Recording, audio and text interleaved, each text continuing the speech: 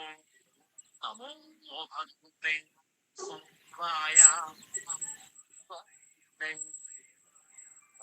सहस्रय सर्वामय विनाशनाय त्रैलोक्यनाथाय महाविष्णवे नमः। सभी को मेरा नमस्कार।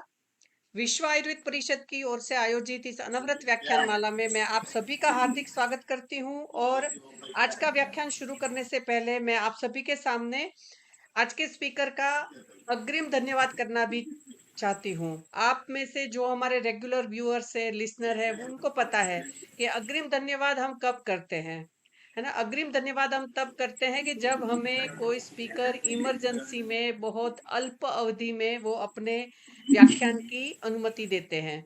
तो ऐसे ही आज का व्याख्यान किसी और स्पीकर का था, उनके वहाँ कुछ इमरजेंसी रही और वो आज आने में अक्षम थे, इसलिए मैंने डॉक्टर देवीचंद जी से रिक्वेस्ट किया कि आप ऐसे इस तरीके से आज तुरंत ही व्याख्यान है ले लेंगे और डॉक्टर साहब ने तुरंत अपनी अनुमति दी और डॉक्टर देवीचंद जी से मिलवाने के लिए डॉक्टर अनु वो भी उदयपुर में है प्रसूति तंत्र में, उनका भी मैं हार्दिक धन्यवाद करती हूँ कि उन्होंने हमें डॉक्टर देवीचंद जी का नाम सजेस्ट किया। तो डॉक्टर साहब का आपका बहुत बहुत अग्रिम धन्यवाद कि आप जैसे स्पीकर के योगदान से ही आज हम 10 साल पूरे करने जा रहे हैं।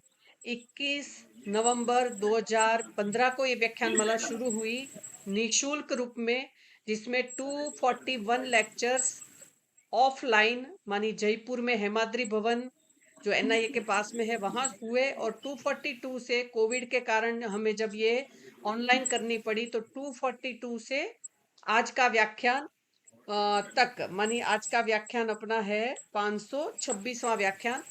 तो ये सारे ऑनलाइन उपलब्ध है। ऑनलाइन व्याख्यान की आप रिकॉर्डिंग्स भी सुन सकते हैं। कुछ व्याख्यान को छोड़कर जहां मेरे से रिकॉर्डिंग में कहीं कुछ गलती हुई, मुझे पता नहीं चला, धीरे धीरे बहुत सारी चीज सीखी, तो कुछ व्याख्यान में दिक्कत रही, बाकी लगभग सारे व्याख्यान हम उसमें रिकॉर्डिंग के रूप में भी आयुर्वेद के स्कॉलर्स के लिए, चिकित्सक के लिए उपलब्ध करवाते हैं। ये व्याख्यान माला चलाने का उद्देश्य ये है कि हमारे स्कॉलर्स कहीं ना कहीं बहुत अच्छे क्लिनिशियन बने, श्रेष्ठ चिकित्सक बने और not a job seeker but job provider, है ना।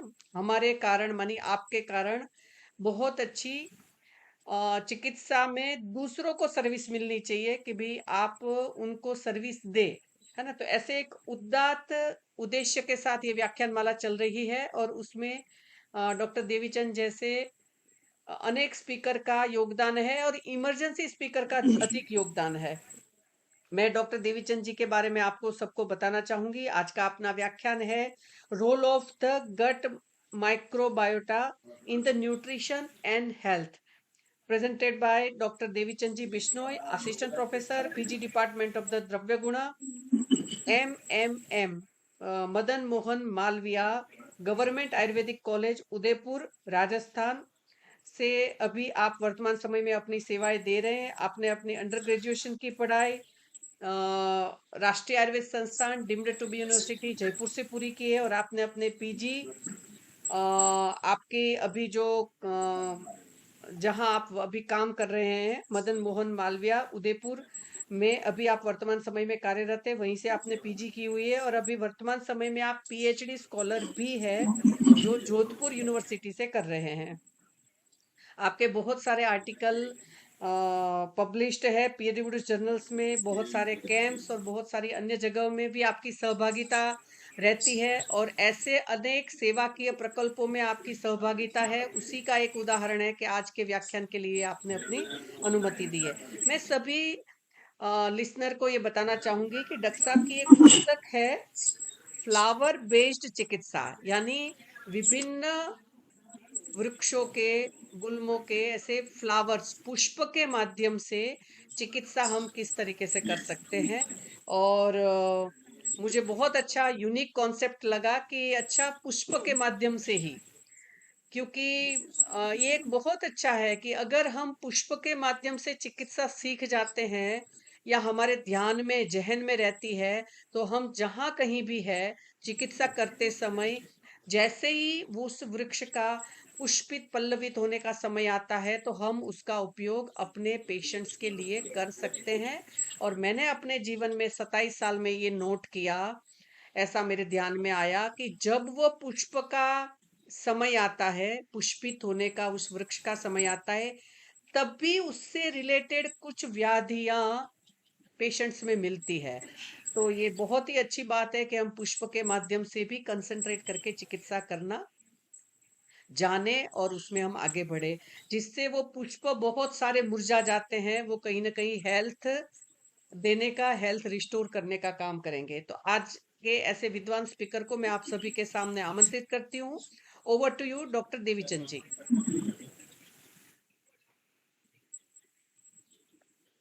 Very good evening, all of you, respected सभी विश्व आयुर्वेद परिषद के members, teachers, PG scholar. Specially मैं धन्यवाद देना चाहूँगा प्रोफेसर हेतल मैडम को, जिन्होंने ऑनलाइन प्लेटफॉर्म साझा करा आप सब लोगों से रूबरू होने का। आज का जो टॉपिक है, इसके बारे में हम डिस्कशन करने वाले हैं, role of the gut microbiota in nutrition and health. पोषण और स्वास्थ्य के दृष्टिकोण से गट माइक्रोबायोटा का क्या भूमिका है, इसके बारे में चर्चा करेंगे। आयुर्वेद दृष्टिकोण और मॉडर्न दोनों दृष्टिकोण से इम्पोर्टेंट है। मॉडर्न दृष्टिकोण से इसलिए इम्पोर्टेंट है क्योंकि प्रेजेंटली रिसर्च की जो ट्रेंड्स है वो इस गट माइक्रोबायोटा के ऊपर बहुत ज़्यादा है। आप अगर ऑनलाइन एनालिसिस करोगे, जितने भी जो डिटेल प्रोजेक्ट रिपोर्ट जो सबमिट हो रहे हैं, बड़े बड़े रिसर्चर कर रहे हैं, उसमें 20% डीपीआर गट माइक्रोबायोटा से जुड़ी हुई है। आयुर्वेद दृष्टिकोण से इसलिए इम्पोर्टेंट है, हम लोग सब जानते हैं कि अग्नि और वायु का जो स्थान बताया है वो गट ही है। अग्नि का स्थान ग्रहणी बताया है, और अग्नि के बारे में शास्त्र में कहा है, रोगा सर्वे अपि मंदे अग्नो। जब अग्नि डाइजेस्टिव फायर कम हो जाती है तो डिजीज का ये मुख्य कोज करती है, और स्पेशली जो उदर रोग है, और उदर भी इसी का पार्ट है, गट का। तो उदर का जो मेन कारण है वो मंदाग्नि है। गट से हम रफली ये समझ सकते हैं, इसको गैस्ट्रोइंटेस्टाइनल ट्रैक्ट मान सकते हैं, या इसको और हम सूक्ष्म रूप से समझे तो स्टमक और स्मॉल इंटेस्टाइन। इसको और हम अगर सूक्ष्म रूप में देखें तो ओनली इंटेस्टाइन। तो गट इंपॉर्टेंट इसलिए है, और हिपोक्रेट्स ने इसके बारे में ये कहा कि all disease begins in the guts. सारी बीमारी का जो शुरुआत है वो गट से है। Health is determined by the microbiota in our gut. और स्वस्थ जब भी रहेगा, उसके अंदर मेन भूमिका गट की है, ये ऐसा हिपोक्रेट्स कह रहे हैं। हिपोक्रेट्स हम सब लोग जानते हैं, मॉडर्न मेडिसिन के फादर रहे हैं। Microbiota human as a microbiomes, ये सूक्ष्म जीवों का एक प्रतिरूप है मानव को। 10 से 100 trillions microbes in human intestine. आप कल्पना कर सकते हो, 1 ट्रिलियन बराबर 10 खरब माइक्रोब्स। तो 10 ट्रिलियन इतने माइक्रोब्स का हैबिटेट है, निवास है गट। और अगर स्पीसीज की बात करें तो 300 to 1000 स्पीसीज अलग अलग टाइप के जो गट माइक्रोबायोटा उसका निवास स्थान है। और सारे control almost all body function, ये सारे बॉडी के फंक्शन रेगुलेट करते हैं। अगर डेफिनेशन इसको एक साइंटिफिक लैंग्वेज में समझे तो ये समझ सकते हैं, microbiota refers to the community of micro organism including, इसके अंदर सारे आ जाएंगे, बैक्टीरिया, वायरस, फंगस और protozoa. If refers to the micro organism living in various parts, और बॉडी के अंदर ये बहुत सारे बॉडी पार्ट्स में ये हैबिटेट है, वहाँ रहते हैं। स्पेशली गट में तो 90% ये मिलेंगे, इसके साथ कंप्लीट स्किन, क्योंकि ये बॉडी का लार्जेस्ट पार्ट है। माउथ भी और वेजाइनल एरिया, वहाँ भी ये कॉलोनी के रूप में रहते हैं। और स्पेशली ये वेरियस एस्पेक्ट ऑफ हेल्थ इसमें ये रोल निभाते हैं, specially mental health, the relationship between gut microbiota and mental health condition such as anxiety, depression, in complex and severe pathways. ऐसे कौन से फैक्टर है जो गट माइक्रोबायोटा को इफेक्ट करते हैं, इसके बारे में चर्चा करेंगे। डाइट का सबसे बड़ा रोल रहता है इसमें, स्पेशली प्लांट फाइबर्स बेस्ड है डाइट, इसको सर्वाइव करने के लिए आवश्यक है। और ये जब फीड करते हैं प्लांट फाइबर्स को एज ए भोजन के रूप में, तो वे short chain fatty acids by product बनाते हैं। और शॉर्ट चेन फैटी एसिड क्या करता है, ये इंटेस्टाइन जो अपना गट है उसको नरिश करता है। और जो गट का जो पीएच है माइल्डली आप एसिडिक से न्यूट्रल 5.5 से 7 तक ये रेंज है पीएच की, इसको ये बैलेंस करता है, जो short chain fatty acid plant fibre feed करके ये बनाता है। इसके साथ अगर हम हाई शुगर डाइट अगर इंटेक करेंगे, सैचुरेटेड फैट और प्रोसेस जो फूड है उसको इंटेक करेंगे, एडिटिव और प्रिजर्वेटिव है, वो सारे इस माइक्रोबायोटा के लिए हार्मफुल सिद्ध होते हैं। उसके डिसबायोसिस कॉज करते हैं, उनका बैलेंस बिगाड़ते हैं और आगे जाके फर्दर डिजीज कॉज करते हैं। दूसरा जो फैक्टर है वो केमिकल्स।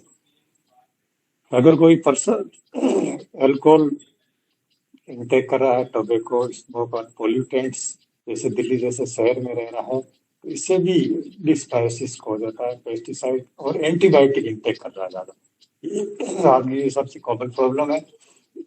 हम सब लोग सेल्फ मेडिकेटेड मेडिसिन ज़्यादा लेते हैं, तो एंटीबायोटिक इंटेक करते ही हमारा पूरा बैलेंस बिगड़ जाता है, जिससे डिजीज कॉज होती है। और एसिड ब्लॉकर, जितनी भी मार्केट में एंटी एसिड आ रही है, वो भी जब आवश्यक हो तभी लेनी चाहिए, सेल्फ मेडिकेशन कभी नहीं करनी चाहिए।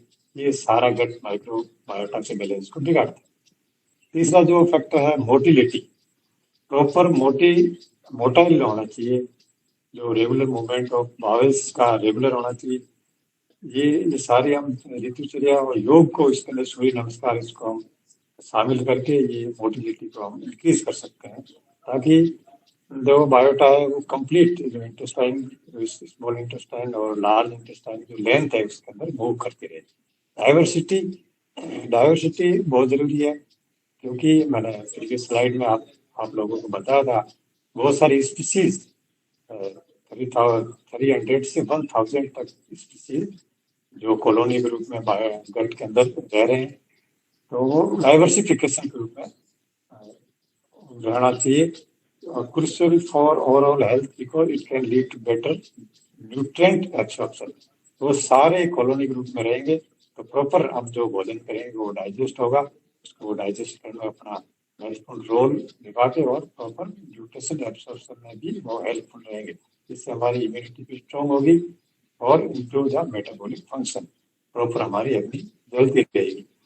मैं तो ये समझता हूँ जैसे अग्नि का जो स्थान ग्रहणी बताया है, इस तरह से एक यज्ञ होता है, यज्ञ में हम यज्ञ को जलाने के लिए जो समिधा है, जो लकड़ियां होती है, वो इसी तरह हमारे जो डाइजेस्टिव फायर है उसको ये जो गट माइक्रोबायोम है ये समिधा ही की तरह उसको जलाए रखता है। इसलिए हम लोगों की जिम्मेदारी है इसका हम केयर करें, इसको गट माइक्रोबायोटा को इसको समझे और इसके अनुकूल हम डाइट लें। कुछ कॉमन साइन एंड सिम्टम और डिसऑर्डर है, अगर ये जो बायोटा है वो अगर डिसबायोसिस अगर इनबैलेंस हो जाए तो क्या साइन सिम्टम मिलेंगे। सबसे पहले गैस पेन ये मिलेगा पेशेंट में, ब्लोटेड स्टमक जिसको हम बोलते हैं अफारा, आद्यमान ये कंडीशन मिलेगी, पुअर डाइजेशन मैंने बताया था ये यज्ञ में समिधा की तरह कार्य करते हैं, और ये जब इनबैलेंस होंगे तो प्रॉपर अग्नि चलेगी नहीं, सम अवस्था अग्नि की रहेगी नहीं, तो अग्नि मांद्य की स्थिति मिलेगी। लोअर एब्डोमिनल पेन ये भी आपको सबकी कॉमन प्रॉब्लम है।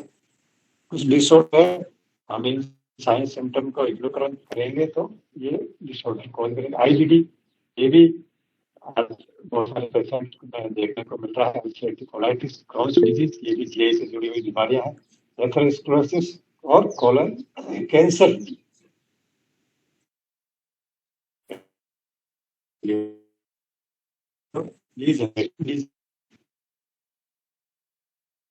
जब शरीर सम समदो सामग्री सम धातु कब रहेंगे? जब गट बायोटा ये फाइबर फीड ले ये शॉर्ट चेन फैटी एसिड इसको रेगुलर बनाते रहेंगे। जब इसमें डिस्फंक्शन होगा तो ओबेसिटी आएगी। Role of the gut microbiota in nutrition दृष्टिकोण से क्या इसकी भूमिका है? डाइजेस्टिंग ब्रेस्ट मिल्क, डॉक्टर जब साहब, बेबी हेलो डिलीवर होता है, न्यू बॉर्न हेलो बेबी। हाँ डॉक्टर जी। हाँ मैडम। हाँ, अगर वॉइस थोड़ी और क्लियर हो सके तो हाँ देखिए, है मैडम। ना? क्योंकि किसी पार्टिसिपेंट्स ने लिखा कि थोड़ी हाँ फीबल है, मुझे भी लग तो रही थी, मगर आपने विलेज से, गांव से ज्वाइन किया है, तो शायद स्पीकर थोड़ा नजदीक रखेंगे तो अच्छी रहेगी हाँ, डॉक्टर साहब, है नेट ना? की इश्यू है। जी, हाँ, कर रहा हूँ। ओके डॉक्टर साहब, ओके। इसमें डाइजेस्टिंग ब्रेस्ट मिल्क है, न्यू बॉर्न बेबी की जो गट है वो कंप्लीटली स्टरलाइज होती है। जब फर्स्ट टाइम बेबी फीडिंग करता है, मदर पे मिल्क लेता है, तो उसमें बाइफिडो जो बैक्टीरिया है वो जाके वहाँ कॉलोनियां बनाता है। उसके बाद धीरे धीरे जो 6 मंथ तक वो मदर से ब्रेस्ट फीड करता है, इससे दूसरे बैक्टीरिया वहाँ ग्रोथ करने लगते हैं। और एडल्ट फॉर्म में जब बेबी आता है 10 से 15 साल, तब जाके जो मैंने शुरू में आपसे मैंने बताया था, लगभग 10 से 100 ट्रिलियन बैक्टीरिया वहाँ कॉलोनी ग्रुप में रहने लगते हैं, और वो अधिकतर हेल्दी बैक्टीरिया होते हैं और वो स्वास्थ्य को मेंटेन करते हैं। दूसरा जो फैक्टर है डाइजेस्टिव फाइबर, मैंने कहा ये जो गट माइक्रोबायोटा है उनका जो भोजन है वो फाइबर है, जिसको हम प्रीबायोटिक कहते हैं, और वो उसको फीड करके शॉर्ट चेन फैटी एसिड बनाते हैं, और जो शॉर्ट चेन फैटी एसिड है वो आगे न्यूरोट्रांसमीटर ये बनाते हैं, जैसे आपके ये डोपामिन हो गया, ये जो सबसे बड़ा मेंटल जो हेल्थ है उसको इम्प्रूव करता है। Body health prevent weight gain, diabetes, heart disease, and risk of the cancer. Control immune system. Gut microbiota सबसे बड़ा रोल रहता है। 90% जो इम्यून सेल है वो गट के अंदर इम्यूनिटी को बूस्ट करने का कार्य करते हैं। और जो लास्ट में जो न्यूट्रिशन दृष्टिकोण से ये है जो कंट्रोल ब्रेन हेल्थ को गट ब्रेन एक्सिस के थ्रू बाई डायरेक्शनल ये कम्युनिकेट करके इस ब्रेन हेल्थ को ये मेंटेन करने का कार्य करते हैं। ये जो इमेज आपको जो दिख रहा है, इसके अंदर जो ग्रीन में जो लिखे हुए ये सारे इंटेस्टाइन से जुड़े हुए, ये हम जब इंटेक करेंगे प्रीबायोटिक इंटेक और डाइटरी फाइबर इंटेक करेंगे तो गट के बैक्टीरिया हेल्दी रहेंगे और ये स्वस्थ हम रह पाएंगे।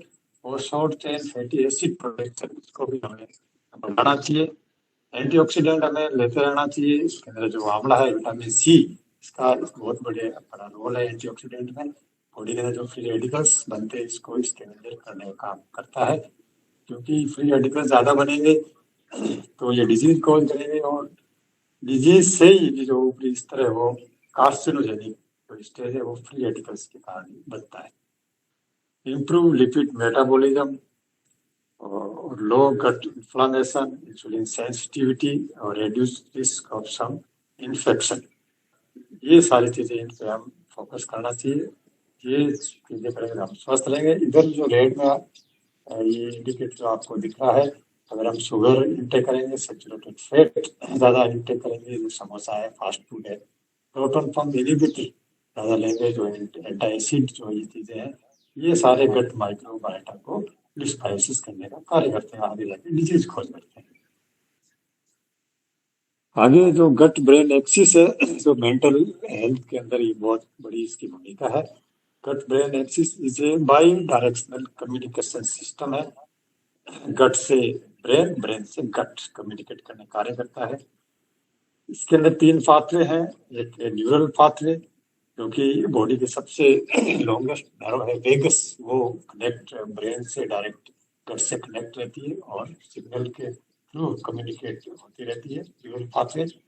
इम्यून सिस्टम है, और जो gut is your largest immune system organ, हम सब लोग जानते हैं, containing up to 80% immune cells जो है वो गट में रहती है, और these cells have to clear out the many pathogens that pass through it every day.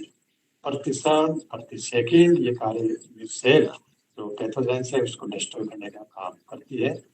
Endocrine pathway इसके through gut microbiota can impact the production of neurotransmitter important dopamine, इसको खुशी का हार्मोन कहते हैं। ये भी गट से ही प्रोड्यूस होता है और मेंटल हेल्थ को मेंटेन रखता है। ये आप इमेज देख सकते हो, इसमें डाइट और प्रोबायोटिक प्रीबायोटिक ये सब गट हेल्थ को ये मेंटेन रखते हैं और इससे न्यूरो ट्रांसमीटर ये प्रोड्यूस होते हैं, सेरोटोनिन, डोपामिन, गाबा और ग्लूटामेट। मेंटल डिसऑर्डर से सिजोफ्रेनिया, डिप्रेशन, एंजाइटी और ESD style. Microbiota and neurotransmitter hormone production. Gut bacteria can produce and modulate neurotransmitter chemicals such as serotonin, dopamine, and GABA. Serotonin, about 90% of serotonin is produced in the gut. कितनी important बात है, 90% जो serotonin है वो gut से ही produce होता है, 10% brain से होता है। Microbiota can affect serotonin production, which is crucial for mood regulation. हमारा जो मूड रेगुलेशन है उसमें क्योंकि गट से ये सेरोटोनिन प्रोड्यूस होता है, तो गट माइक्रोबायोटा बहुत बड़ा इसमें रोल रहता है। गाबा, some gut bacteria produce GABA, ये भी न्यूरोट्रांसमीटर है और claiming effect on the brain, ये भी ब्रेन के स्वास्थ्य को मेंटेन रखने में इसकी भूमिका है। Dopamine produced in the gut which regulate digestive function like motility and secretion, protection the gut lining. gut जो लाइनिंग है ओरल कैविटी से लेके एनस तक उसको ये मेंटेन करने का काम करता है और इसमें डोपामिन प्रोड्यूस में भी गट माइक्रोबायोटा का बहुत बड़ा रोल है। ग्लूटामेट ये जो न्यूरोट्रांसमीटर है as a enteric neurotransmitter modulated gut sensory and motor function, body के गट के जो सेंसरी और मोटर फंक्शन है उसको ये रेगुलेट करने का काम करता है। HPX hypothalamus pituitary adrenal axis regulate the body response to stress। मैंने शुरू में कहा था गट माइक्रोबायोटा जो गट ब्रेन एक्सिस है उसके थ्रू जो ब्रेन है उसके स्वास्थ्य को मेंटेन करता है, वो भी HP एक्सिस के थ्रू भी जो स्ट्रेस एंजाइटी है उसको रेगुलेट करने का काम करता है। Stress response dysbiosis refers to an imbalance in the gut microbiota may alter the HP axis, leading to increased stress response and potentially contributing to anxiety and depression, dysbiosis and mental health, इसमें दो है, depression और anxiety. Improve and reset your gut health through lifestyle and diet change। कैसे हम diet और आयुर्वेद के अनुसार दिनचर्या, ऋतुचर्या, योग को हम एडॉप्ट करके कैसे गट को हम हेल्दी बना सकते हैं, रीसेट कर सकते हैं, कैसे डाइजेस्टिव फायर को हम इम्प्रूव कर सकते हैं। सबसे पहले लोअर योर स्ट्रेस लेवल। हमें आज आधुनिक की दौड़ भाग जीवन शैली में सभी लोग स्ट्रेस से सफर कर रहे हैं, तो स्ट्रेस को हमें कम करना होगा। कुछ चीजें हैं जिसको हम एडॉप्ट करके इसको कम कर सकते हैं। मेडिटेशन, इसको हमें दिनचर्या में शामिल करना होगा। वॉकिंग, मॉर्निंग वॉकिंग, अभ्यंग, स्वेदन और स्पेशली जो आयुर्वेद दिनचर्या ऋतुचर्या उसको फॉलो करके हम स्ट्रेस को कम कर सकते हैं। निद्रा हमें भरपूर लेनी है, सब लोग जानते हैं, शरीर का आधार है आहार, निद्रा और ब्रह्मचर्य। स्लोली ईट, भोजन अष्ट आहार विधि जो अष्ट आहार विधि विशेष आहार जो चरक में बताया उस अनुसार भोजन को करना चाहिए। इससे हाइड्रेटेड समय पर पानी लेते रहना। आयुर्वेद में जो भी जलपान के नियम बताए हैं अलग अलग बात हो पाई थी, पानी हमें बॉडी को हाइड्रेटेड रखना है। चेंज योर डाइट को हमें चेंज करना है। सबसे बड़ा ये रोल है reducing the amount of processed sugar and high fat food that you eat may lead to better gut health। Eating a diet high in fiber rich diet होनी चाहिए हमारे भोजन में, क्योंकि ये प्रीबायोटिक के होते हैं सारे फाइबर्स और ये गट माइक्रोबायोटा का ये फीड है, इसको ये भोजन के रूप में खाते हैं और वो सर्वाइव करते हैं।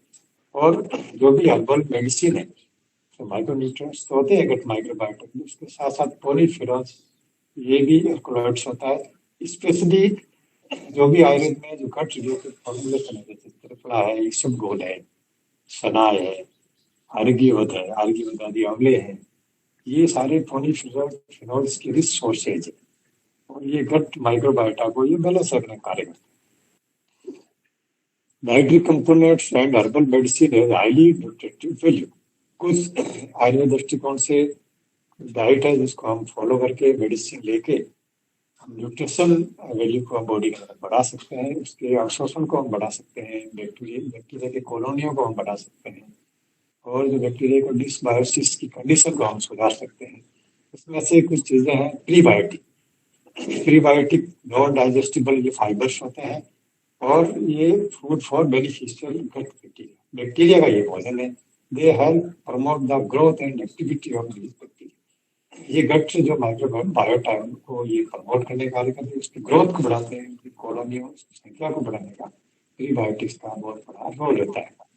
आयुर्वेद में प्रीबायोटिक्स का जो एग्जाम्पल है, फाइबर रिच फूड जितने भी है, अधिकतर जो हर्बल मेडिसिन है अधिकतर फाइबर रिच फूड्स ही होते हैं। त्रिफला ओनली हर्बल फॉर्मुलेशन है। आयुर्वेद इसमें कंपाउंड्स देखते हैं कि प्रीबायोटिक्स प्रमोटिंग गट एंजाइम, सब लोग जानते हैं। हजारों वर्षों से हमारे जो ऋषि मुनि है त्रिफला को as a gut protective antioxidant fibre rich formulation के रूप में पेशेंट को ये एडवाइस करते रहे हैं, और हम लोगों को भी इसको एडवाइस करना चाहिए और सेवन करना चाहिए। शतावर भी रिच ये फाइबर सोर्सेज है, ये भी प्रीबायोटिक है। बारले जो आयुर्वेद पथ्य बताया है इसका भी सेवन हमें करना चाहिए, और पेशेंट को भी एडवाइस करते रहना चाहिए। गार्लिक ऑनियन एंटीऑक्सीडेंट है। बनाना फाइबर्स होते हैं, प्रीबायोटिक का है, इसका इंसुलिन होता है, और पेक्टिन जितने भी सिट्रिक एसिड से रिलेटिव विटामिन सी, आंवला सबसे अच्छा इसका एग्जाम्पल है, इसमें पेक्टिन होता है, और ये गट माइक्रोबायोटा के कॉलोनियों को बढ़ाता है। उसके बाद प्रोबायोटिक्स है, जिसका बहुत बड़ा रोल रहता है गट माइक्रोबायोटा कॉलोनी को बढ़ाने में। Probiotics are live beneficial bacteria होते हैं, can help maintain gut microbiota balance. अगर किसी कारणवश हमने कोई हार्मफुल डाइट ले लिया है, कोई केमिकल से युक्त या कोई एंटीबायोटिक ले लिया, एंटासिड ले लिया, जिसकी वजह से हमारा बैलेंस बिगड़ गया है, पर्टिकुलर जो हेल्दी बैक्टीरिया होता है उसकी कॉलोनी नष्ट हो गई है एंटीबायोटिक वजह से, तो उसमें हम प्रोबायोटिक जो स्पेशली हम टेस्ट करा के किस जो बैक्टीरिया इसका चेन स्ट्रेंथ एंटीबायोटिक वजह से नष्ट हुई है, उसको हम लाइव इनटेक करके उसको हम फुलफिल कर सकते हैं। आयुर्वेद प्रोबायोटिक्स में जितने भी फर्मेंटेड फूड्स हैं, जो जैसे कि आसोवरिष्ट है, सुक्त है, ये हमारे प्राचीन काल से ही ये फॉर्मुलेशन हम बढ़ाते रहे हैं, और पेशेंट को हम एडवाइस करते रहे हैं गट हेल्थ को इम्प्रूव करने के दृष्टिकोण से। कांजी है, कांजी बड़ा, ये भी ट्रेडिशनल रेसिपी है। फर्मेंटेड डेयरी प्रोडक्ट्स है, डेयरी बेस्ड, शक्कर हो गया, कर्ड है, इसके अंदर लाइव आपके लैक्टोबैसिलस रहते हैं। कांजी हम लोग सब जानते हैं, वो हमारा ट्रेडिशनल फूड है। होममेड फर्मेंटेड पिकल्स जैसे आंवला, मैंगो, सिट्रस, इसके अंदर ये सब लाइव माइक्रो ऑर्गेनिज्म होता है जो गट हेल्थ को इम्प्रूव करते हैं। इडली, डोसा, ये भी हेल्थी है, ये भी प्रोबायोटिक्स के एग्जाम्पल है। सिम्बायोटिक्स के अंदर इस तरह के फॉर्मुलेशन या इस तरह के रेसिपी आती है जो प्रीबायोटिक्स भी है और प्रोबायोटिक्स भी है। इसके अंदर लाइव बैक्टीरिया भी मिलेंगे और रिच फाइबर भी, दोनों का कॉम्बिनेशन, इसको हम सिम्बायोटिक बोलते हैं। जैसे हमने लवण भास्कर ले लिया शक्कर के साथ, तो शक्कर के अंदर लाइव माइक्रो ऑर्गेनिज्म है और लवण भास्कर फाइबर, ये दोनों मिलकर सिम्बायोटिक का काम करेंगे, ये भी गट हेल्थ को इम्प्रूव करते हैं। फार्माबायोटिक्स जितने भी आयुर्वेदिक फॉर्मुलेशन आ रहे हैं वो फार्माबायोटिक्स है, और गट जो माइक्रोबायोम है उसकी कॉलोनियों को ये, क्योंकि रिच फाइबर्स के सोर्सेज है, क्रिकेट हो गया, और डाइजेस्टिव फायर को ये इंक्रीज करते हैं, वात का शमन करते हैं। अधिकतर जो वात सामग्री फॉर्मुलेशन है वो सारे प्रोबायोटिक्स के एग्जाम्पल है। फाइबर रिच फूड्स, शुरू में मैंने बताया फाइबर रिच फूड्स ये फीड होता है माइक्रोबायोटा के, और होल ग्रेन्स इसको हम डाइट में शामिल करना चाहिए। बारला हो गया, होल व्हीट हो गया, फ्रूट्स हो गया, द्राक्षा, अनार, जितने भी जो फल है आयुर्वेद में पथ्य बताया है उसको हमें सेवन करना चाहिए, पेशेंट को एडवाइस करनी चाहिए। वेजिटेबल जो पत्ते साग बताया है शास्त्रों में वो सारे फाइबर रिच फूड्स है। लेग्यूम जो पत्ते सीरियल्स बताए हैं, मोदक हो गया। पॉलीफिनोल्स जो मैंने बताया ये रिच एंटीऑक्सीडेंट होता है और जो फ्री रेडिकल्स है उसको स्कैवेंजर करके गट माइक्रोबायोटा उसको मेंटेन करने का कार्य करते हैं। मेडिसिनल प्लांट्स इसमें शुरू में एग्जांपल दिया था, हरित की सपोर्ट, सनाए, अमलतास, ये सारे एग्जांपल है। बेरीज ये रिच एंटीऑक्सीडेंट्स है। और ये जो टे है, ग्रीन टे है, हर्बल टे है, ये भी माइक्रोबायोटा की कॉलोनी को बढ़ाते हैं। Test for the gut microbiome हम कैसे पता कर सकते हैं कि पर्टिकुलर जो माइक्रोबायोटा कॉलोनी है वो उसका चेन स्ट्रेंथ विलुप्त हो गया है, तो कुछ मार्केट में या जो पैथोलॉजिस्ट टेस्ट भी इसका करते हैं और किया जाता है। Also known as a gut microbiome test, इसके नाम से भी करा सकते हैं। माइक्रोबायोम टेस्ट भी बोलते हैं, gut microbiome health test and gut health test. इसके अंदर जो ये सैंपल लेते हैं ये स्टूल का लेते हैं और उस सैंपल से ये कल्चर करके इसका माइक्रोस्कोप से स्टडी करके ये डिटेल, इसमें जो टाइमिंग है, प्रिपरेशन का जो प्रोसीजर है, इसमें डू नॉट ड्रिंक और स्मोक बिफोर द टेस्ट, कुछ भी नहीं लेना होता खाली पे। डू नॉट ड्रिंक और smoke before the test. Fasting, no fasting request, fasting जरूरत नहीं है। और 35 डेज इसमें टाइम लगता है रिपोर्ट आने में। और मार्केट में इसकी जो कॉस्ट है वो तकरीबन 45 रुपए के समथिंग। टेस्ट बेनिफिट्स, क्या फायदे हैं, किस कंडीशन में जो डॉक्टर है वो इस टेस्ट की एडवाइस करते हैं पेशेंट्स को। Decode missing bacterial strain, particular जो बैक्टीरिया की जो कॉलोनी है उसमें कोई स्ट्रेंथ आपकी मिसिंग हो गई है, उसको अगर डॉक्टर जानना चाहे और वापस लाइव बैक्टीरिया आपको इनटेक करा के उसका फुलफिल करवाना चाहे और इसकी वजह से कोई डिजीज कोज हुई है तो उसको ये रोकने में ये सहयोग करता है। इससे डिजीज सस्पेक्टेबिलिटी, कोई भी डिजीज की शंका है उसको भी टेस्ट करके हम पता कर सकते हैं। आइडेंटिटी रूट ट्रिगर, कोई भी मेन रूट किस वजह से प्रॉब्लम हो रही है उससे हम ये टेस्ट करवा के पता कर सकते हैं। पर्सनलाइज न्यूट्रिशन प्लान कोई करवाना चाह रहे हैं, कोई पेशेंट या कोई ओबेसिटी का पेशेंट है तो वो माल न्यूट्रिशन बॉडी में होता है, और जो माल न्यूट्रिशन के पेशेंट है वो अगर हेल्थ इंप्रूवमेंट करवाना चाहे तो पर्सनलाइज ट्रीटमेंट करवाना चाहे तो ये टेस्ट करा के पर्टिकुलर बैक्टीरिया, जो बेड बैक्टीरिया गट के अंदर जो इंक्रीज हुआ कॉलोनी रूट में उसका वो पता करके ट्रीटमेंट प्लान कर सकते हैं। एक्सपर्ट कंसल्टेशन ले सकते हैं, गाइडेंस और सप्लीमेंट रिकमेंडेशन, ये सारी चीजें टेस्ट करा के आप न्यूट्रिशन दृष्टिकोण से आप करवा सकते हो उसको। Thank you.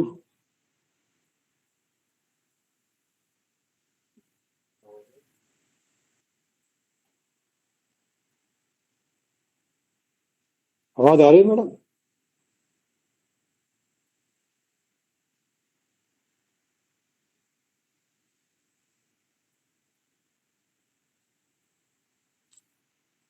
एक मिनट। हम्म।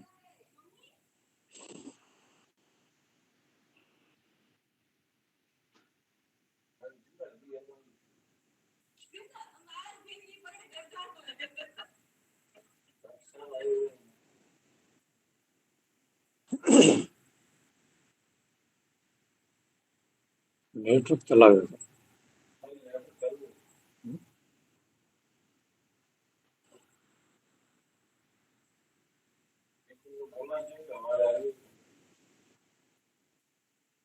हेलो,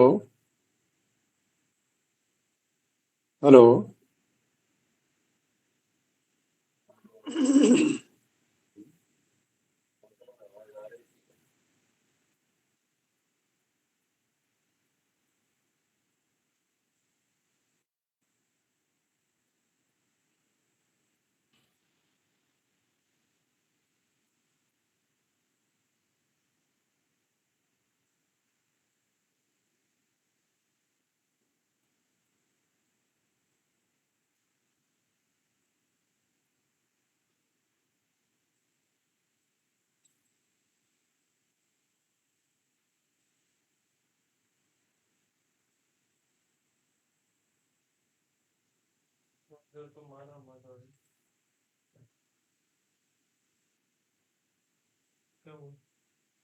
पता नहीं, कुछ मैं उधर काम कर रही थी तो क्या हो गया समझ में नहीं आया, आवाज बंद हो गई तो मैं इधर आई।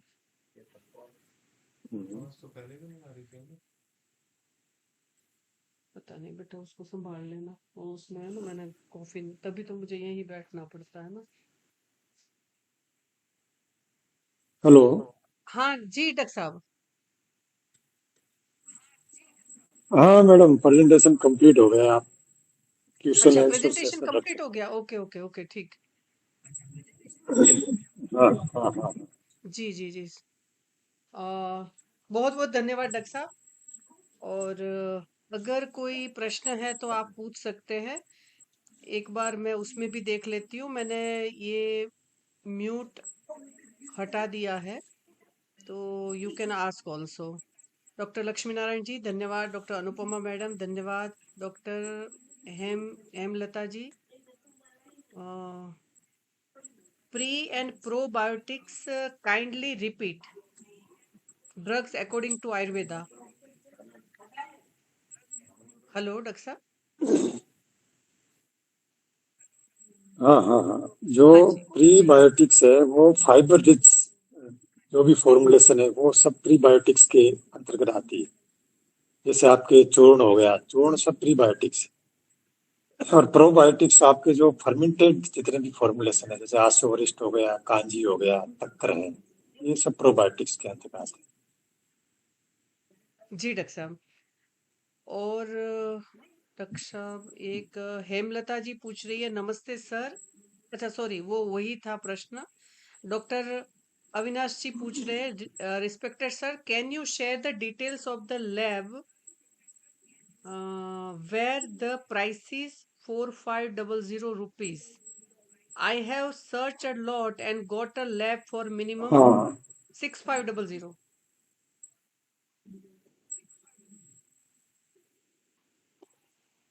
ये मिनिमम जो मैंने ये जो टेस्ट की प्राइस बताई है 45 रुपए, जी अलग अलग लैब के हिसाब से वेरी करता है। कोई एनएबीएल लैब हो तो उसकी चार्जेस थोड़ा ज्यादा रहता है। ये मिनिमम जो प्राइस है 45 रुपए में आपको हो जाएगा। जी डॉक्टर साहब। डॉक्टर फातिमा बहुत बहुत धन्यवाद। और डॉक्टर भुवनेश जी का भी बहुत बहुत धन्यवाद। Doctor, okay, is there any question to speaker ji, या टॉपिक से रिलेटेड आपका कोई भी प्रश्न है तो आप हैंड रेज करिए। हम हर एक स्पीकर, हर एक फ्राइडे की तरह हम एक एक क्वेश्चन स्पीकर जी के साथ डिस्कस करते जाएंगे। और मैं जो भी अभी भी जुड़े हुए सारे पार्टिसिपेंट्स हैं उन सबको एक बात बताना चाहूंगी कि ज्यादातर हम आयुर्वेद के लोग ऐसे सोचते हैं कि इसी से दवाई का रिजल्ट मिलना चाहिए, और क्यों नहीं मिला तो कुछ लोग आगे सोचते हैं फिर, है ना। मगर कुछ लोग नहीं सोचते हैं फिर कि ऐसा हो पाएगा कि नहीं हो पाएगा, ऐसा सोच के ठहर जाते हैं। मगर मैं आप सभी से कहना चाहूंगी कि आज के लेक्चर की समरी बना के उसका एक एसेंस लेके अगर आप अपने पेशेंट में वात पित्त कफ के अनुसार वो देना चाहेंगे, जैसे डॉक्टर साहब ने जौ भी बताया, आंवला भी बताया, और एस्पेरेगस है ना, वो शतावरी भी बताया, है ना। तो उस हिसाब से अगर हम वात पित्त कफ को भी साथ में जोड़ के इनमें से कोई योग्य द्रव्य का प्रयोग करें तो वो एक्स्ट्रा ऑर्डिनरी रिजल्ट देगा। जैसे मैं आपको एक बात शेयर करूं, रसायन के रूप में त्रिफला का सेवन मैंने एमडी करने के लगभग 2-3 साल बाद मेरी पीसीओडी पेशेंट को करवाया। जब सामान्य रूप से जो दवाइयाँ पीसीओडी में काम करती है हम सभी जानते हैं, है ना, उन्हीं उन्हीं का हम प्रयोग, है ना, एमडी करके हम वही करते हैं। मगर समय के साथ उसमें परिष्कृत परिशुद्ध होते जाना चाहिए। और मैंने सिर्फ त्रिफला चूर्ण असमान मात्रा में घी और शहद के साथ दिन में 2 बार दे दिया। मृदु कोष्ठ है तो कभी कभी एक बार दे दिया। और आप देखिए कि जो औषधि पीसीओडी में जो ओवुलेशन नहीं करवा पा रही थी उनमें भी उन्होंने ओवुलेशन करवा दिया और वो कंसीव हो गए, या फिर उनका जो इंटरवल था वो बहुत बड़ा था, ओलिगोमेनोरिया था 90 डेज समथिंग, 60-80 डेज, वो भी ठीक हो गया। यानी मैं आप सभी से एक गुजारिश करना चाहती हूँ कि सभी लेक्चर्स को ध्यान से सुनिए और उसमें से सुनते सुनते देखते चाहिए कि हाँ, ये मुझे पहले से ही पता था, हाँ यस, ये मुझे पहले से ही पता था। ऐसा जब आप एक लिस्ट बनाते जाएंगे ना, तब उसमें से एक चीज, दो चीज, कभी 5 चीज बहुत अच्छी मिलेगी। ये मेरे गुरुजनों ने मुझे सिखाया है कि सभी चीज को देखते देखते अंत में आप देखिएगा हाँ, ये चीज बिल्कुल नहीं मिली, तो हम उसको अपनी प्रैक्टिस में अप्लाई करके बहुत अच्छे चिकित्सक बन सकते हैं। तो मेरी आप सबसे गुजारिश रहेगी कि नियमित रूप से सुनना चाहिए, नियमित रूप से उसको कहीं ना कहीं अप्लाई एप्लीकेशन फॉर्म में लाना चाहिए। जी डॉक्टर सीमा, बताइए, आप अनम्यूट करके पूछ सकते हैं। नमस्ते मैम। जी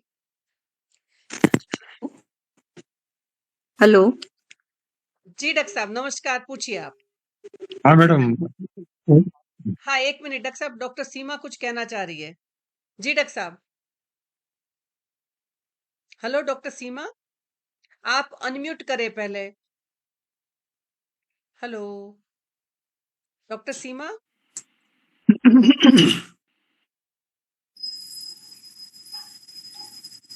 जी डॉक्टर हेलो। साहब पूछिए। हाँ डॉक्टर साहब पूछिए। हेलो जी, you are audible, you can ask. Ma'am, मैं ये पूछना चाह रही थी। नमस्कार मैम, सर का प्रेजेंटेशन बहुत ही बढ़िया लगा। और मैम, मैं ये पूछना चाह रही हूँ कि जो हम जैसे हमारे इनफर्टिलिटी के पेशेंट्स होते हैं, उनमें बहुत बार मैंने देखा है कि थिन एंडोमेट्रियम जब होती है due to lack of oestrogen hormone, तो बहुत बार मैंने देखा प्रीबायोटिक और प्रोबायोटिक का बहुत अच्छा रोल देखने को मिलता है एस्ट्रोजन हार्मोन्स बढ़ाने में। बट कौन सी वाली डाइट हमें देनी चाहिए कि हम अकॉर्डिंग टू जो मेंस्ट्रुअल फेजेस जो होती हैं उसके हिसाब से प्रीबायोटिक वगैरह का यूज करके पेशेंट को ट्रीट कर सकें? ऐसा कुछ है क्या मैम? कोई औषधियां इस तरह की अगर होती हैं? हाँ जी डॉक्टर मैडम, साहब। आपका जो क्वेश्चन है, जो जी सर।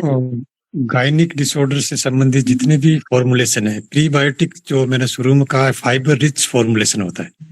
जी आप सर। इसमें ये जो आता ना, अपने पुष्प धन्य रस भी दे सकते हो, पुष्यानुक जोड़ भी दे सकते हो आप। ये भी हाँ इफेक्टिव, जी ये भी प्रीबायोटिक के अंतर्गत ही आता है। इसके अंदर फाइबर है। जी सर। और प्रोबायोटिक भी आप दे सकते हो, एज ए जो आपने ये बताया है उसको डिजीज को प्रिवेंट करने के लिए।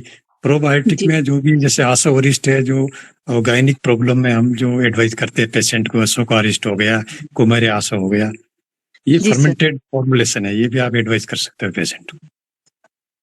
जी सर। Thank you. जी डॉक्टर साहब, बहुत बहुत धन्यवाद।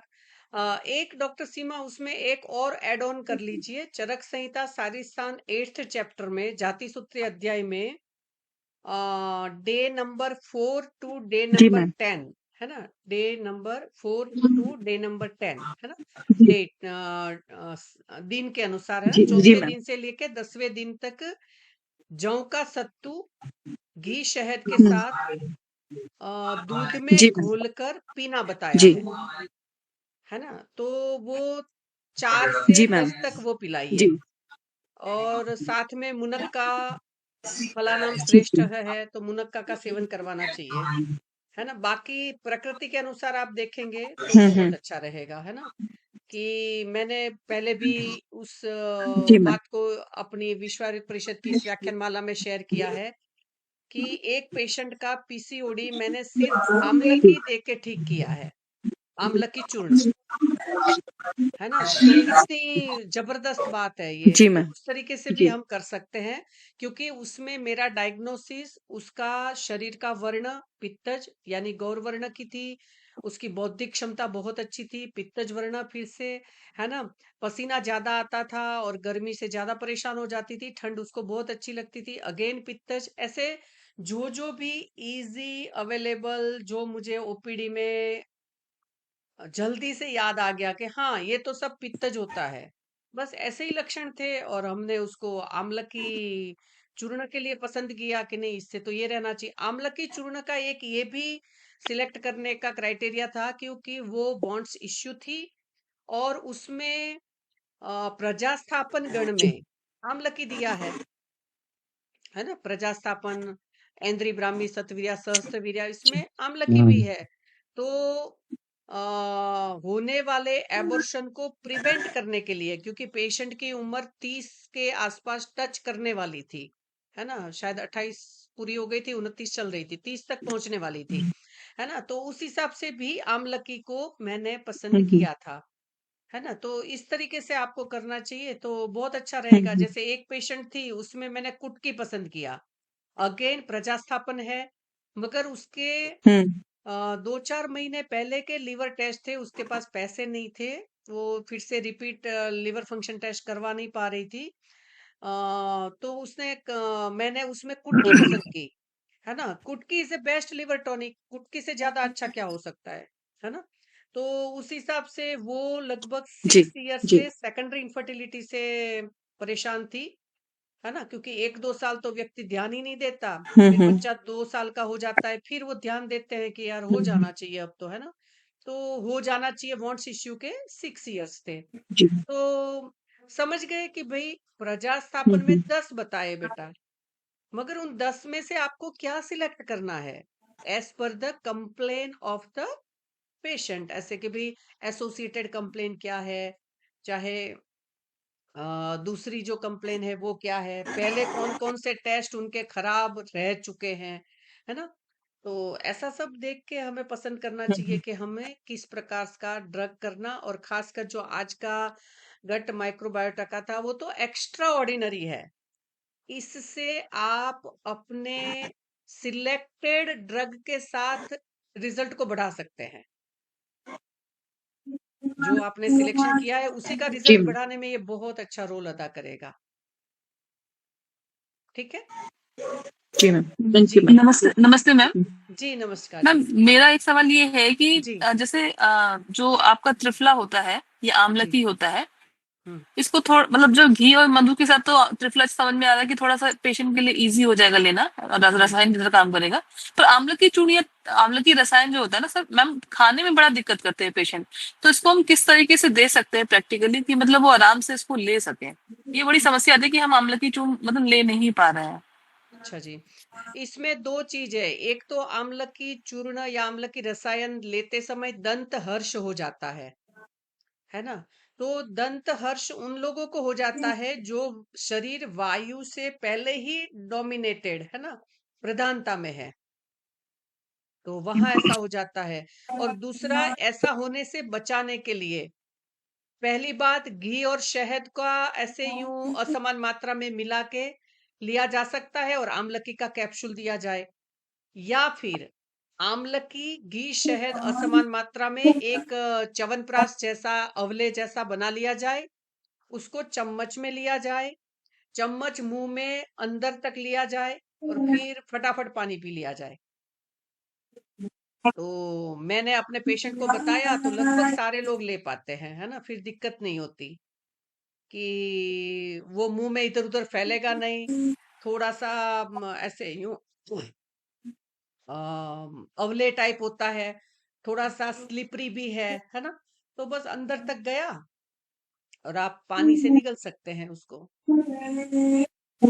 ठीक है बेटा। मैम ये जो आपने भी हाँ ये मैम, थैंक यू मैम। जी। मैम ये जी। जो आपने 4 to 10 जो बताया डेज पे जौ और जी सत्तू, इसका रेफरेंस आप मुझे बता सकते हैं मैम कहाँ पे है इसका? बिल्कुल बेटा, मैंने पहले ही बताया, मैं पहले रेफरेंस बताती हूँ। मैं सिर्फ प्लेन बीएमएस थी ना, तब भी से मेरे टीचर्स ने गुलाब कौर आयुर्वेद महाविद्यालय में बताया था कि बेटा रेफरेंस के बिना कुछ नहीं करना। तो ये रेफरेंस है चरक संहिता शारीरस्थान 8th चैप्टर, साचेत एवं आशासित, है ना? ऐसा करके बताया है वहां कि देखो, दिन का महत्व चरक ने बताया सबसे पहले दुनिया में कि माहवारी के चौथे दिन से लेकर 10वें तक, एवं च न मिश्री भावम आपद्येत, कांटेक्ट बिल्कुल नहीं करना, साफ बता रहा है बंदा। And go for the this food regime, तो कितनी सुंदर बात बताई है, एक्स्ट्रा ऑर्डिनरी। और मैं 27 साल से इसका प्रयोग अपने इनफर्टिलिटी के पेशेंट में करती हूँ और बहुत बढ़िया रिजल्ट है। ठीक है बेटा। Okay ma'am. Okay ma'am okay. आपने ये रजस वाला मतलब जो स्त्रियों के लिए बताया था कि जौ की रोटी और घी के लिए बताया था, जी तो बेटा। मैम ज्यादातर पेशेंट बोलते हैं कि आप एक तरफ से तो पीसीओडी में घी कम करा रहे हो, मतलब वेट कम कराना चाहते हो, और फिर इतना मतलब जौ की रोटी में घी, मतलब तो उसके लिए क्या मतलब जौ की रोटी घी का कंपल्शन है या कुछ फ्लेक्सिबल भी हो सकते हैं? नहीं, देखो, घी से सबसे पहली बात डरना नहीं है ना? घी से डरने की नहीं जरूरत है। 1990 में मेरे टीचर प्रोफेसर जीएल अटारा सर, उन्होंने मुझे पहली बार कहा था कि अगर चरक संहिता में या हमारी कोई भी आयुर्वेदिक संहिता में अगर लिखा है कि हृदय रोग में घृत उपयोगी है ना, कोई ना कोई घी का रेफरेंस दिया हुआ है हृदय रोग में, तो 110% हृदय रोग में घी बंद करना ही नहीं है। ये 1990 में अगध तंत्र के मेरे टीचर रहे प्रोफेसर जीएल अटारा सर, और वो प्रिंसिपल भी रहे। और सर ने तब मुझे बताया था, एलएमएस पूरी क्लास को बताया था कि बेटा, उन दिनों में ये थ्योरी बहुत चली थी कि स्टॉप घी, कोरी रोटी खाओ, कोरी रोटी खाओ, कोरी रोटी खाओ, है ना। और सर ने कहा था कि नहीं, गलत है ये। कहते घूम फिर के इधर ही आओगे, घी खाओ घी खाओ। और आज आ गया, देखो 40 साल बाद, 40 या 35 साल बाद फिर से आ गया कि नहीं नहीं, घी में तो गुड कोलेस्ट्रॉल है ना।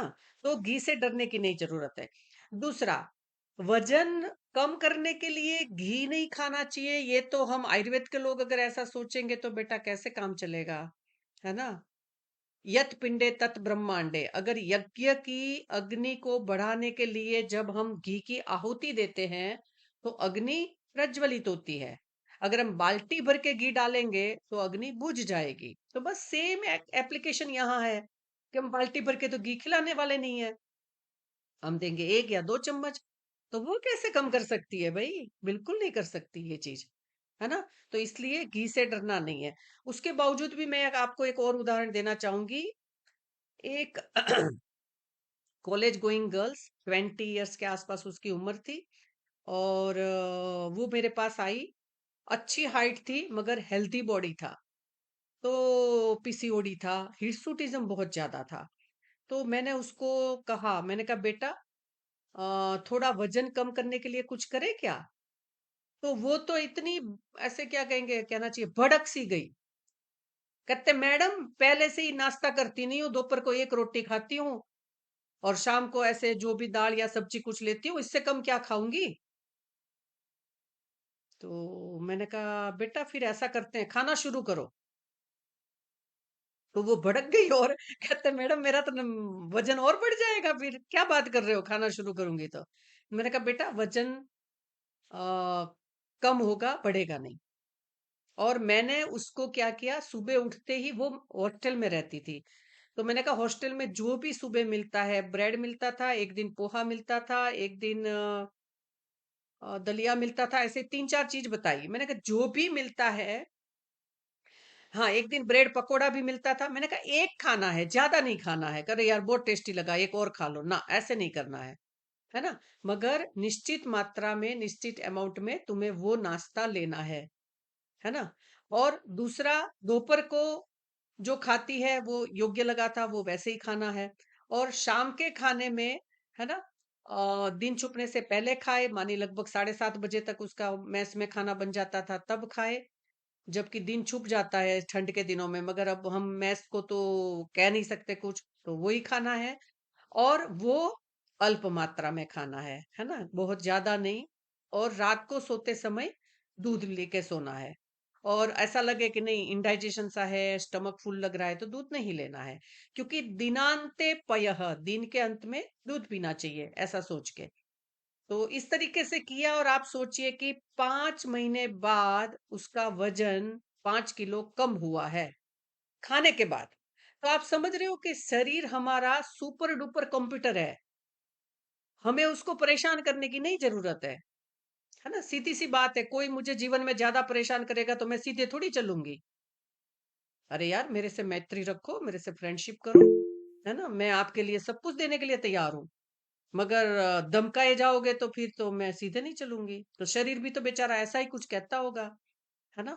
तो इसलिए प्रत्येक व्यक्ति की भावनाएं, प्रत्येक व्यक्ति का बॉडी सार सहनन अलग होता है बेटा। और इसीलिए मैं आप सभी से गुजारिश करती हूँ कि आप अपनी चिकित्सा करते समय, अगर बीच बीच में समय मिलता है आपको, तो कभी ना कभी चरक संहिता जय करके कभी एक दो श्लोक पढ़ लिया करें। और मुझे मेरे जीवन में ऐसा लगा कि वो एक दो श्लोक का मैटर ही अगले एक दो दिन में काम आता है। सोचिए कितनी जबरदस्त ट्यूनिंग है ना? कहीं से भी कुछ भी पढ़ा और वही काम आता है। अरे यार, भगवान ने इसीलिए पढ़वाया था ये। तो बहुत अच्छी है कि भी चरक संहिता भी हमारा ध्यान रखती है कि ये बंदा अपना है ना? तो ऐसा करना चाहिए बेटा। हाँ, डॉक्टर सीमा बताइए। मैम मेरा एक क्वेश्चन है कि जैसे बहुत सारे लोगों को मिल्क इंटॉलरेंस होती है, तो अगर आप मिल्क नहीं ले रहे हैं तब तक तो आपका डाइजेशन बहुत बढ़िया है, तो कहीं ना कहीं मुझे लगता है कि ये हमारा फ्लोरा चेंज हो जाता है मिल्क लेने से, जिनको प्रॉब्लम होती है। तो ऐसे पेशेंट को और उन कभी कभी वो अंडरवेट भी होते हैं, अगर वो मिल्क प्रोडक्ट लें तो शायद वो प्रोटीन अंदर जाएगा तो ठीक भी हो जाएंगे, लेकिन वो ले ही नहीं सकते, उसको लेते से ही तबीयत खराब हो जाती है या लूज मोशन हो जाते हैं। तो ऐसे पेशेंट को मैम किस तरह से दिया जा सकता है मिल्क? जी, डॉक्टर तो देवीचंद जी। फ्लोरा ही चेंज हो जाता है मिल्क लेने से उनका। हाँ जी, हाँ जी, एक मिनट सर से थोड़ा सा हिंट्स ले लेते हैं। डॉक्टर देवीचंद जी, हेलो।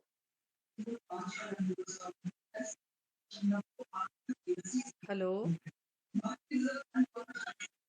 डॉक्टर देवीचंद जी,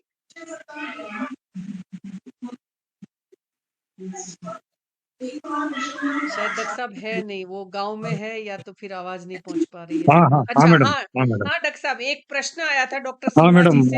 आवाज जी आ रही है। जी जी, बताइए। हाँ, तो आप जो दुग्ध है उसमें अजात शीर का आप प्रयोग करिए, वो भी आप जो दीपन पाचन मेडिसिन है उससे सिद्ध करके आपको देना है, ये जी आपको सर। जाना है। हाँ, तभी ये जी प्रॉब्लम नहीं आएगी। अजात तो शीर सर और अजात शीर भी अजय, आपको दीपन पाचन मेडिसिन से सिद्ध करना है।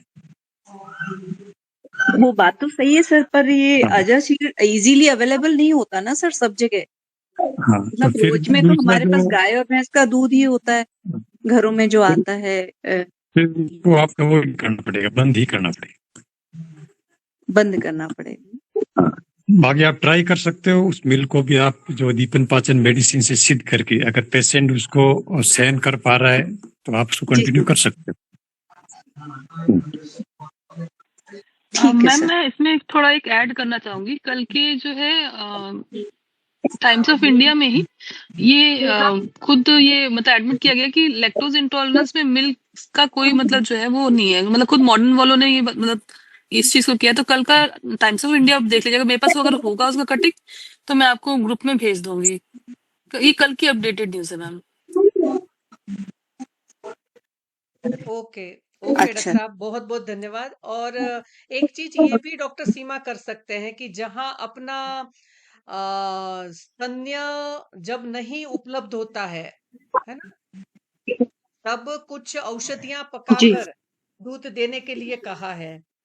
तो एक बार वो दे के देख लीजिए। मैंने दिया नहीं है कभी, मगर अभी सुनते सुनते ही ऐसा आइडिया आ रहा है कि दूध में हल्का सा पानी डाल के फिर वो औषधियां उबाल के देने से क्या वो दीपन पाचन कर्म करेगा और क्या वो वहां से ठीक रहेगा। बाकी एक विचार ये आ रहा है कि पंचकर्म विद, है ना, कोई पंचकर्म एक्सपर्ट है, उसके साथ में अगर उसके शरीर की योग्यता बनती है तो कुछ पंचकर्म में शुद्धि करवानी चाहिए, ऐसा लग रहा है मुझे। तो अच्छा रहेगा।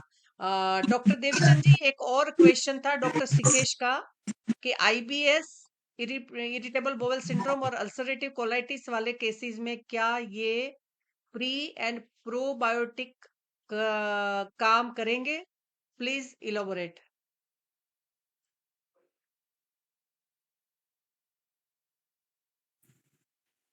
बिल्कुल, आईबीएस जो इरिटेबल बाउल सिंड्रोम है, ये आज की जो कॉमन प्रॉब्लम है, इसके अंदर प्रीबायोटिक्स और प्रोबायोटिक्स का बहुत बड़ा इसमें रोल रहता है। आप पेशेंट की प्रकृति के हिसाब से आपको पूरा प्लान करना पड़ेगा ट्रीटमेंट। इसमें डाइट को सबसे ज्यादा आपको प्राथमिकता देनी पड़ेगी मेडिसिन की तुलना में उसकी, क्योंकि ये जो स्ट्रेस रिलेटेड भी डिजीज होती है, स्ट्रेस का इसमें बहुत बड़ा रोल रहता है। तो आप इसमें जो योग है और दिनचर्या है और ऋतु के अनुसार आहार विहार है, जो शास्त्रों में लिखे हुए हैं, जो पथ्य आहार विहार है, उन सब को आप प्रकृति के हिसाब से एक डाइट प्लान तैयार करके पेशेंट को आप एडवाइस कर सकते हो। नमस्ते सर।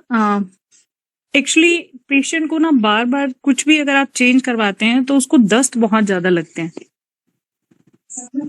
तो ऐसे केसेस में पेशेंट ना तो कुछ खा सकता और जैसे ही कुछ खाता है तो तुरंत मोशन के लिए भागता है, तो क्या कर सकते हैं?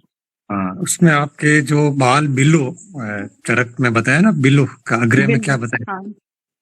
संग्राही दीपने पाचना नाम।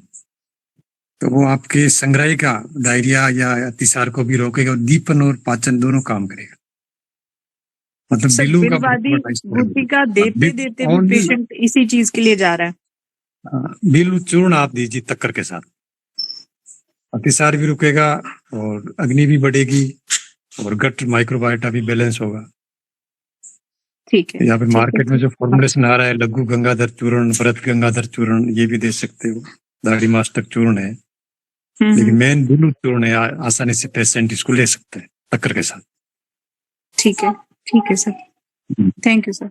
जी बहुत धन्यवाद डॉक्टर साहब। डॉक्टर सिकेश, एक चीज और भी ऐड कर सकते हैं। मैंने अपनी ओपीडी में किया था एक बार, जयपुर की ओपीडी में मैं बैठी थी, तो किसी और डॉक्टर की पर्ची प्रिस्क्रिप्शन लेके वो महिला मेरे पास आई और उसको कंटिन्यूस 8 साल से डायरिया था, है ना, कि कुछ भी खाए ऐसे हो जाता है, कुछ भी जाए यूं भागना पड़ता है, पेट डिस्टर्ब हो जाता है, कभी बॉवेल में क्रैम्प्स भी आते हैं, है ना, कॉलिक पेन भी होता है।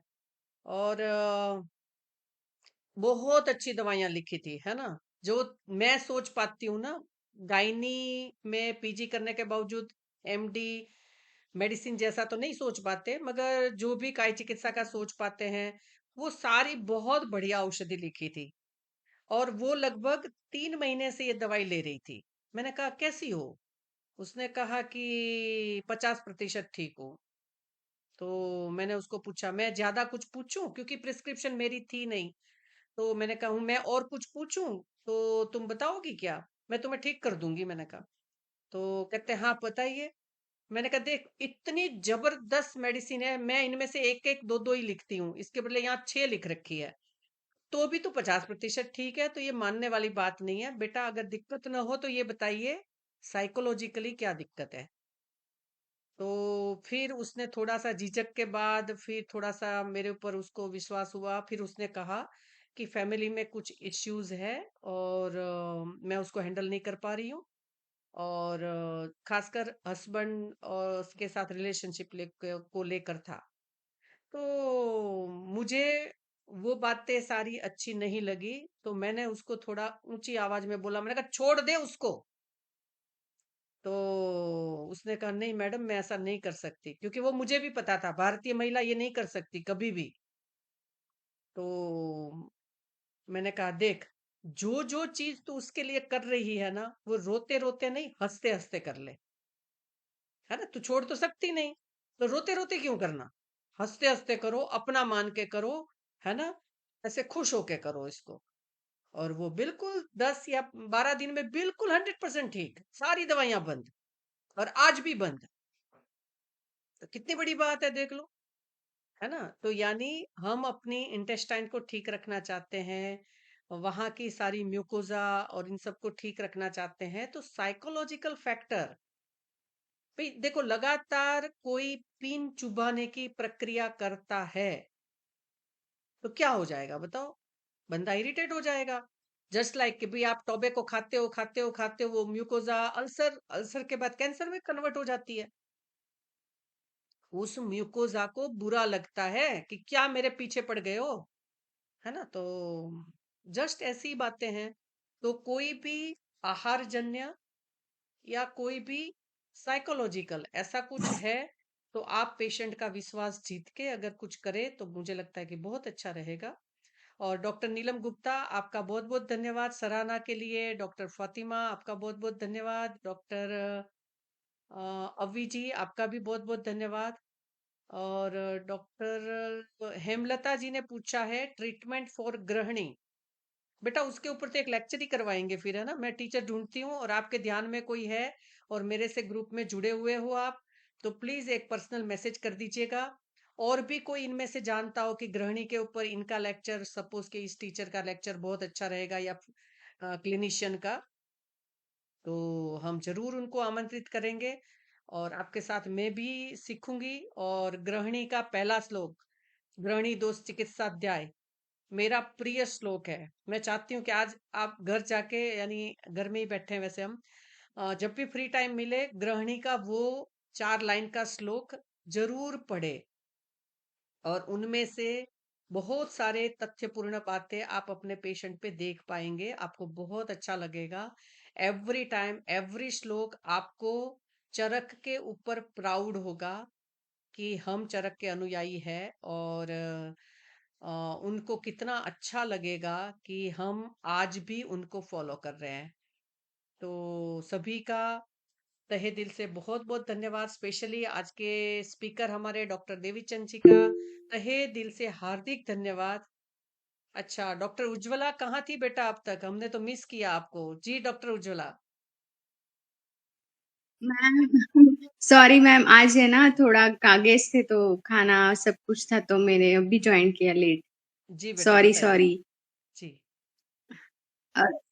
मैंने तो पूरा मिस किया, मैंने याद रखा था दोपहर में, मैं भूल गई। तो मैं मैम सभी को सर कहना है ना, चाहूंगी, मुझे उज्ज्वला एक एक सवाल मिनट। था। उज्ज्वला, मैं सभी पार्टिसिपेंट्स को हाँ कहना चाहूंगी कि शुक्रवार को 6 बजने में 3-4 मिनट कम हो तब का मोबाइल में अलार्म रखिए, है ना? मैं अपने सारे स्टूडेंट्स को वहां जयपुर में कहती थी, अभी मैं कुरुक्षेत्र आ गई तो उनको नहीं कह पा रही हूँ। प्लीज अलार्म रखिए, है ना? क्योंकि पता है देखो, मैं जब ज्वाइन करती हूँ और बहुत बार मैं और स्पीकर दो ही होते हैं, फिर एक दो आते हैं तो मेरे जी जी को थोड़ी शांति मिलती है। और फिर 8-10 हो जाते हैं तो और शांति मिलती है ना? सही में मुझे ऐसे लगता है कि कभी कोई स्पीकर ने कहा कि मैडम इतने कम लोग हैं, मैं नहीं बोलूंगा, तो मैं क्या करूंगी बताओ ऑन द स्पॉट। तो प्लीज एक अलार्म रखिए। और सभी से निवेदन है, आपको आना चाहिए, है ना? इसीलिए बेटा इसमें मैंने शुल्क नहीं रखा। पता है मेरे कुछ स्टूडेंट्स मुझे देते थे कि मैडम मामूली सा भी शुल्क रखिए, ये भर जाएगी पूरी व्याख्यान माला, ऐसे इतने लोग आएंगे। तो हम भारत के लोग ऐसे कब से हो गए भाई कि हम पैसे देने के बाद ही मूल्य समझते हैं? कोई इतनी अच्छी बातें निःशुल्क रूप में 10 साल से दे रहा है, तो हम क्यों नहीं समझते उन चीजों को? भारत के लोग तो ऐसे नहीं थे, हम कभी विश्व गुरु थे। आज भी हमारी दुनिया में तूती बोलती है, हम तो ऐसे नहीं थे भाई, है ना? तो हीरे ही हीरे की परख ही जौहरी करता है ना? जिस जो जौहरी नहीं है वो हीरे की परख क्या करेंगे? तो इसलिए हम सभी जौहरी है, हमारी गुणवत्ता को बनाए रखे और इसको करना चाहिए। जी उज्ज्वला बताइए बेटा। उज्ज्वला जी सर बताइए। जी अभी तो गट माइक्रो, हाँ मैम मैं पूछ रही हूँ। नमस्ते सर। तो अभी जो पेशेंट आते हैं ना सब, वो प्रोटीन का इंटेक, अभी आईसीएमआर का भी रूल आ गया है कि हमारे खाने में कार्बोहाइड्रेट कम और प्रोटीन ज्यादा रखना है। और सोशल मीडिया पे भी वैसे ही मैसेजेस आते हैं कि पनीर और सोया, ये सब कुछ जिसमें प्रोटीन ज्यादा है वो फूड खाए, या फिर टोफू, या फिर कुछ तो अलग अलग प्रोटीन का सोर्स, अंडा, चिकन। तो ऐसे खाने से तो ये तो सब गुरु आहार है ना। तो इसमें क्योंकि पेशेंट सुनते ही नहीं है कि हम एक्सरसाइज करते हैं और तो हमें प्रोटीन की रिक्वायरमेंट है, और सब डाइटिशियन भी वही बोलते हैं। तो उनको लगता है, और सोशल मीडिया पर वीडियो भी वैसे ही आ रहे हैं। तो लोग सुनते ही नहीं है कि फिर मुझे यही बताना है कि हम लोगों को कैसे काउंसिल करें ये प्रोटीन के बारे में। जैसे कि आयुर्वेदा में हमें षड्रसात्मक आहार से ही हम पूरा मतलब हमें न्यूट्रिशन मिलेगा, अग्नि ठीक है तो मिलेगा। पर ये लोगों को कैसे समझाए? प्रोटीन की जैसे कि मसल लॉस होता है, इसके लिए प्रोटीन लेना है एज होने के बाद, तो इसके लिए हम लोगों को कैसे गाइड करें? ये मुझे पूछना है। डॉक्टर देवीचंद जी जी मैडम। जी बताइए। हाँ हाँ हाँ, जो माँ कसाय में बताया है, एक तो जीवनीय माँ कसाय, उसके जितने भी जो ड्रग है वो सब रिच प्रोटीन सोर्सेज है। बल्लीय माँ कसाय है, ब्रंगणीय माँ कसाय है, और जो प्रजा स्थापन है वह स्थापन माँ कसाय है। ये सारे rich protein sources medicinal plant है। आप उसको पेशेंट को एडवाइस कर सकते हो। और जो अष्टवर्ग के जो सब्स्टिट्यूट है अपने, ये विदारीकंद, वराईकंद, ये भी आप पेशेंट को दे सकते हो। ये सब रिच प्रोटीन सोर्सेज है। जी डॉक्टर साहब, फिर आपने जिसमें बहुत अच्छी बात बताई। मांसगामित्व हो। जी बेटा, बहुत अच्छी बात डॉक्टर साहब ने बताई हाँ, कि उज्ज्वल जी और बोलिए आप। दूसरा क्या पता है, ऐसे पेशेंट्स को मैं जयपुर में ऐसा कहा करती थी कि उसके वीडियो में नीचे कमेंट डालो कि रेफरेंस क्या है। हम आयुर्वेद के जितने भी फिजिशियन है, स्कॉलर्स है ना, स्टूडेंट है, टीचर है, कुछ भी है, अगर हम आयुर्वेद से जुड़े हुए हैं तो एवरी टाइम उनको हम पूछे, है ना, कि भाई योग रत्नाकर ने कहा, भाव प्रकाश ने कहा, शारंगधर ने कहा, वैसज्य रत्नावली ने कहा, चरक सुश्रुत वाग्भट किसने कहा भाई, कहाँ कहा। तो अगर हम ऐसा बोलते हैं ना, तो जो जिसके मन में जो आया और उल्टी सीधी कुछ भी बात करके बासी रोटी खाना सिखा रहे हैं, है ना। भाई बासी रोटी इतनी अच्छी होती तो अष्टांग संग्रहकार वृद्ध वाग्भट ने निदान स्थान अंतिम अध्याय में क्यों ऐसा लिखे कि बासी रोटी खाने से वायु का प्रकोप होता है ना। तो इसलिए मैं तो अपनी आर्ष संहिताओं को ही मानती हूँ। और मैंने पहले भी एक बार आपके हमारे इस उसमें व्याख्यान में किसी लेक्चर के उसमें क्वेश्चन में कहा था कि घूम फिर के, बड़ी विनम्रता के साथ कह रही हूँ, घूम फिर के एलोपैथी या मॉडर्न साइंस या आधुनिक विज्ञान को आयुर्वेद की बात पर आकर टिकना ही पड़ेगा, है ना। मैं बिल्कुल अभिमान से नहीं बोल रही हूँ, विनम्रता से बोल रही हूँ कि हमारे आचार्यों ने अनेक युगों तक इसका विश्लेषण किया है और उसके बाद लिखा है। वो किसी भी बात की जल्दी में नहीं थे, है ना। उनको किसी को नोबेल प्राइज नहीं लेना था, है ना। उनको कोई क्यू में नहीं खड़ा होना था। उन्होंने तसल्ली से सारी चीज देखी है और फिर बाद में लिखी है ना। तो इसलिए जो आयुर्वेद में कही हुई बातें हैं। और दूसरा क्या पता है, मैंने ये भी देखा कि कुछ अगर पेशेंट ऐसे टकराते हैं ना, तो उनको दो हाथ और तीसरा सिर, ऐसे तीन चीज जोड़ा करो, झुकाया करो। कि क्योंकि जो इतने मिथ्या अभिमानी होते हैं, अपने आप को वैद्यत्व में मानते हैं या अपने, है ना, ऐसे लोगों को आप कुछ नहीं कह सकते बेटा। ऐसे लोगों के सामने चुप रहना विद्वान की लक्षण है ना। कि भाई अगर आपको ऐसा उचित लगता है तो आप करिए, है ना। क्योंकि मेरे साथ कुछ पेशेंट ऐसे जरूर रहे जिन्होंने कहा, जैसे सपोज के एक बात थी, मैंने एक पेशेंट को कहा कि इतनी ठंड के दिनों में सुबह सुबह पार्क के बाद, पार्क के बाहर की साइड में जो इतना लिक्विड जूस, है ना, मिलता है, इतनी ठंड में नहीं पीना चाहिए, है ना। तुम्हारे शरीर में वो जो भी स्थितियां मैं ठीक करना चाहती हूँ वो उससे नहीं ठीक हो रही है। और ये मुझे कब पता चला, जब मैं 3 महीने तक उसकी दवाइयां चला चुकी हूँ और मुझे डिजायरेबल एक्शन नहीं मिला। तब मैंने पूरा उसका दिनचर्या का रूटीन पूछा और उसमें वो आया कि भाई वो सुबह सुबह मैं और मेरे हस्बैंड ऐसे मॉर्निंग वॉक पे जाते हैं और वहां से पार्क से निकलते समय इतना बड़ा ग्लास भर के, मग्गा भर के, मैं ऐसा ऐसा एक जूस लेती हूँ। तो मैंने कहा बेटा ये तो बंद करना चाहिए, पूरी मेरी दवाइयों की ऐसी तैसी घुमा रहा है ये तो। मगर उसने मुझे मुंह पे बिल्कुल मना कर दिया और जीड और दिया मेरे को, ये तो बहुत अच्छा होता है, मैं इसीलिए लेती हूँ। और बल्कि उसने चिकित्सा भी छोड़ दी मेरे से।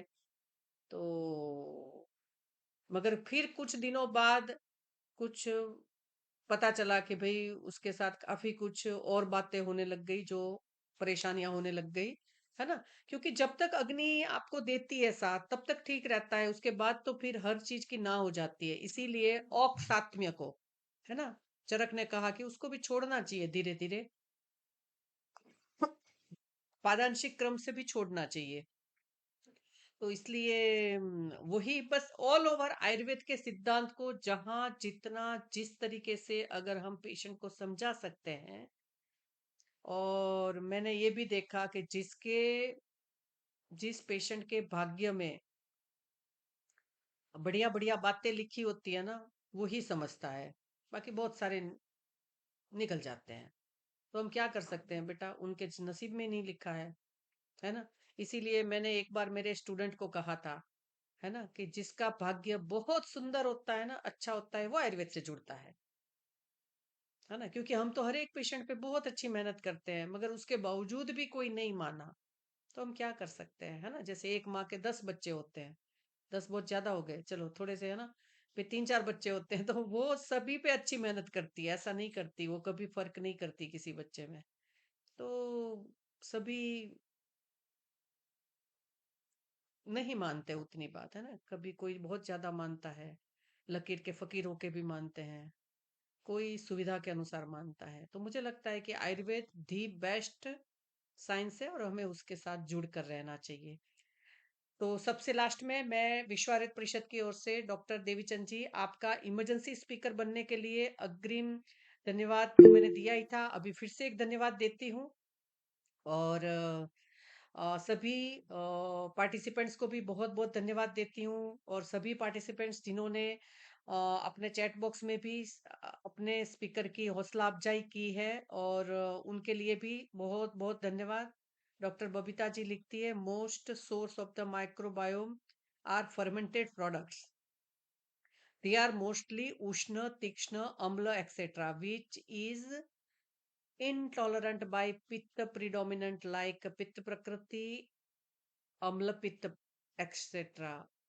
Also in the erosion and ulcer, etc. Please guide further.